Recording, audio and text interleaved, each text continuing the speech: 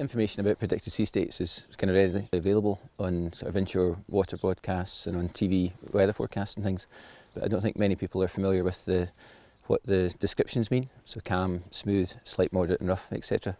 And I think if people had a better knowledge of those descriptions, they'd have a better idea of what the sea state might be like when they head out to sea.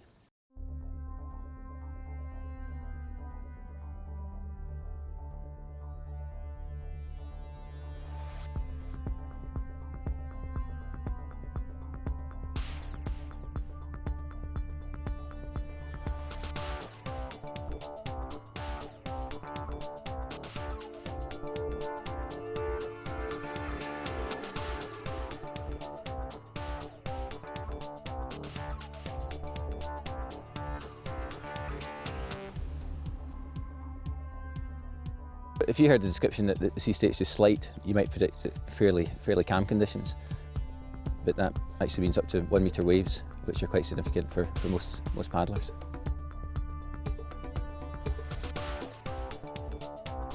Rough can be up to as much as 4 metre high waves, which most paddlers would find very interesting.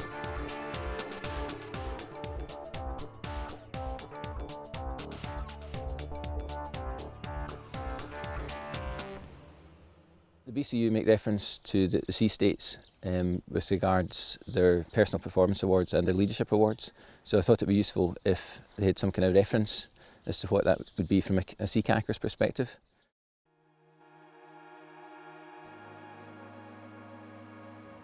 The original sea state code was the Douglas sea state scale, and it had predictions for wind generated waves and also swell predicted waves. But most people have adopted the wind-generated sea state code, and so the World Meteorological Organisation and then the Met Office refer to that scale, and that's the one that the BCU are referring to for all their awards.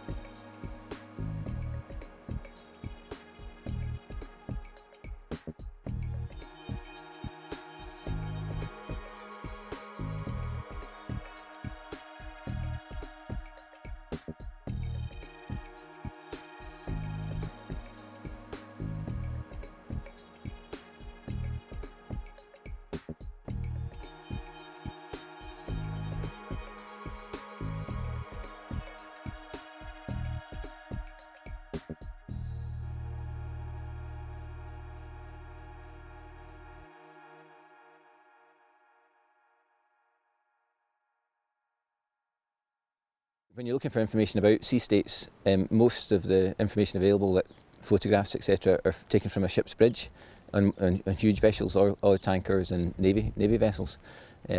So the perspective you're looking at the waves from is critical when you're trying to judge the wave height.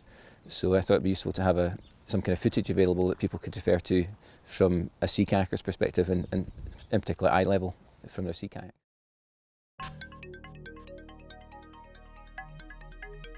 Well, what I've done is any footage that has been filmed from my eye level, when it appears on the screen, there's an eye icon that will appear in the top left-hand corner of the screen, just so that you know where that camera angle has been from. Because often if you've got a deck-mounted camera, it can make the waves look much bigger.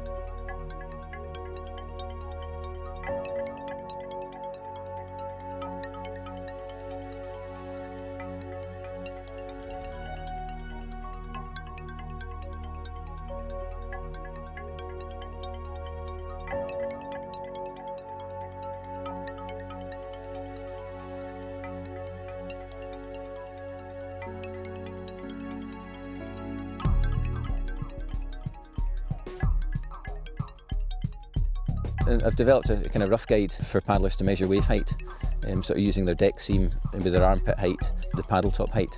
And that can be useful when you're leading groups, especially because if you're going out expecting people to disappear into troughs, then your group control is much affected. All sea states are generated by wind and tide, even from either weeks ago or for quite recent winds. So coaches, if they're wanting certain conditions to train and assess people in, will often use a combination of wind and tide, or maybe wind against tide, to generate and simulate the conditions that people need to be trained and assessed in.